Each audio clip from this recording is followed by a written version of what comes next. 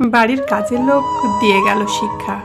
স্ত্রী তার স্বামীকে বলল, আজ ধোয়ার জন্য বেশি জামা কাপড় বের করো না। স্বামী জিজ্ঞাসা করলো, কিন্তু কেন? স্ত্রী বলল, কারণ আমাদের কাজের মাসি 2-3 দিন কাজে আসবে না। তখন স্বামী জিজ্ঞাসা করলো, কেন আসবে না?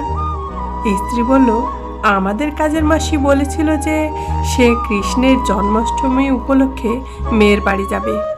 আর হ্যাঁ, আমি তাকে জন্মাষ্টমী উপলক্ষে পুজোর বোনাস হিসেবে 500 টাকা দেব ভেবেছি। স্বামী বলল, কেন? সামনে দুর্গাপুজো আসছে, একেবারে তখন দিতে? স্ত্রী, আরে না বাবা, বেচারি খুব গরিব, সে তার মেয়ে নাতনির বাড়ি যাচ্ছে, এতে তার অনেক উপকার হবে আর তার ভালো লাগবে। আর বর্তমান বাজারে যা অবস্থা, বেচারি যা মাইনে পায় তা দিয়ে কিভাবে সে জন্মাষ্টমীর উৎসব পালন করবে? স্বামী, তুমিও না প্রয়োজন থেকে বেশি ভাবুক হয়ে পড়ো। স্ত্রী বলল, কি? আরে না, তুমি অত চিন্তা করো না, আমি তাকে 500 টাকা দেব। তুমি এক কাজ করো, এই রবিবার তুমি আর পিৎজা অর্ডার করো না, সেটা আমরা পরের রবিবার খেয়ে নেব। স্বামী, বাবা, তোমাকে আর কি বলবো, তুমি আমার মুখের থেকে পিৎজা কেড়ে নিয়ে কাজের লোকের থালায় দিয়ে দিলে। স্ত্রী বলল, আমাদের একবার পিৎজা না খেলে কোনো কিছু যায় আসবে না, কিন্তু যদি সেই টাকাটা আমরা বেচারি কাজের মাসিকে দিয়ে দিই তো সেটা তার অনেক কাজে আসবে আর তার খুব ভালো লাগবে। স্বামী বলল, ঠিক আছে বাবা, তুমি তাকে টাকাটা দিয়ে দিও। 3 দিন পর যখন কাজের মাসি ছুটি কাটিয়ে কাজ করতে আসলো, তখন মহিলাটির স্বামী তাকে জিজ্ঞেস করলো, কি মাসি, তোমার পুজোর ছুটি কেমন কাটলো? তখন কাজের মাসি বলল, খুব ভালো কেটেছে সাহেব, আর দিদি যে টাকাটা আমাকে দিয়েছিল সেটা আমার অনেক কাজেও এসেছে।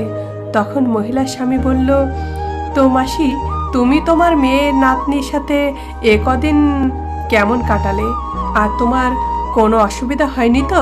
না সাহেব, খুব ভালো লেগেছে, আর এই 3 দিনে সেই 500 টাকাও খরচ করে ফেলেছি। মহিলা স্বামী, তাই নাকি?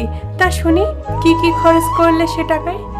তখন কাজের মাসি বলল, সবার প্রথমে তো আমি নাতনির জন্য 150 টাকায় একটি শার্ট কিনেছি, আর 40 টাকায় একটা খেলনা পুতুল কিনেছি, 100 টাকায় মেয়ে আর নাতনির জন্য মিষ্টি কিনেছি, আর 50 টাকায় প্রসাদ কিনে সেটে ঠাকুরকে ভোগ দিয়েছি, 60 টাকা আসা যাওয়া ভাড়া লেগে গিয়েছে, 25 টাকায় চুড়ি কিনেছি মেয়ের জন্য, আর 50 টাকায় জামাইয়ের জন্য একটা ভালো বেল্ট কিনেছি, আর বেঁচে যাওয়া 75 টাকা আসার সময় খাতা পেন্সিল কেনার জন্য নাতনির হাতে দিয়ে এসেছি।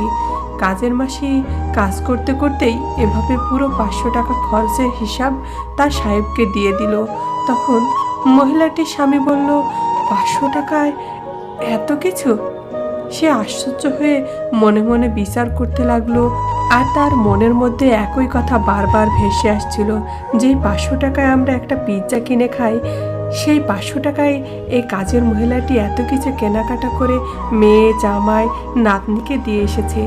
সেই দিনের পর থেকে সেই মহিলাটির স্বামী পয়সাকে মূল্য দিতে আর তাকে কিভাবে খরচ করতে হয় সেটা বুঝে গিয়েছিল। তো বন্ধুরা, পয়সাকে ফালতুভাবে খরচ না করে তার মূল্য দিতেও ও বুঝতে শিখুন, আর বেকার খরচ করার থেকে ভালো হবে কারো সহায়তা করুন।